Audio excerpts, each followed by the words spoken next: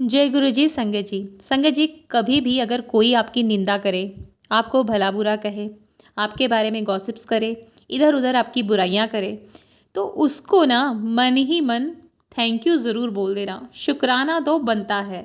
क्यों बनता है, उसके लिए कहानी सुनिए। एक बार की बात है, एक राजा भ्रमण पे जा रहा था अपने घोड़े पर बैठकर। नास्तिक था, दान पुण्य को मानता नहीं था, ना भगवान को मानता था।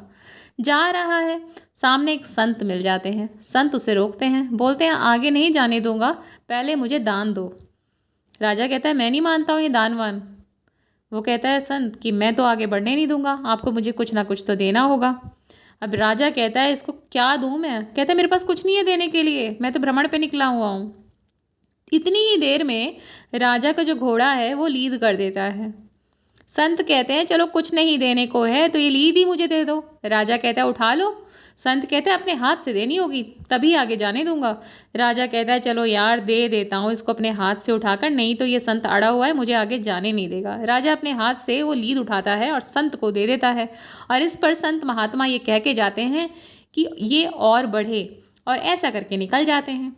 राजा अपना आगे निकल लेता है। अगली सुबह जब राजा उठता है और अपने महल की खिड़कियां खोलता है, जहां उसे सुगंध आती थी आज दुर्गंध आ रही है, वो लीद की बदबू। देखता है तो एक इतना बड़ा लीद का पहाड़ उसे दिखाई देता है अपने राज्य में, और उसकी बदबू से उसकी हालत खराब हो जाती है। वो सोचता है ऐसा क्यों हुआ। अपने जो सेवक हैं उनसे बोलता है लीद हटाओ, दूर करो इसे। वो सेवक लीद उठाते हैं, बट जितना वो दूर फेंकते हैं उतना ही वो पहाड़ बढ़े जा रहा है, बढ़े जा रहा है। फिर उसे अचानक से संत की बात याद आती है। जब सोचता है कि जब मैंने वो लीद उसको दी थी उसने कहा था ये और बढ़े। वो भागा भागा संत का पता ढूंढता है और संत से जाकर मिलता है, क्षमा मांगता है और बोलता है संत महात्मा मैं क्या करूं।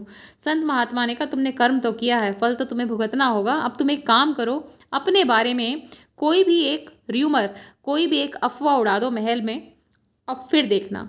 राजा ऐसा ही करता है, एक अफवाह अपने बारे में उड़ा देता है। पूरे राज्य में उसी की ही बातें हो रही होती हैं। और अगली सुबह जब राजा उठता है, वो लीद का पहाड़ गायब मिलता है। फिर से उसे वही सुगंध आती है। राजा भागा भागा फिर से संत के पास जाता है और पूछता है संत महात्मा ये चमत्कार कैसे हुआ। महात्मा ने बोला सिंपल सी बात है, जब तुमने अपना कर्म किया तो तुम उसका फल भोग रहे थे। अब जब तुमने अपने बारे में कोई अफवाह उड़ा दी तो पूरे राज्य में तुम्हारी निंदा होने लगी, तुम्हारी चुगली होने लगी, और उन्होंने तुम्हारे पाप कर्म अपने ऊपर ले लिए और अपने पुण्य कर्म तुम्हें दे दिए। इस वजह से तुम्हारा जो सारा पाप था वो एक रात में ही धुल गया।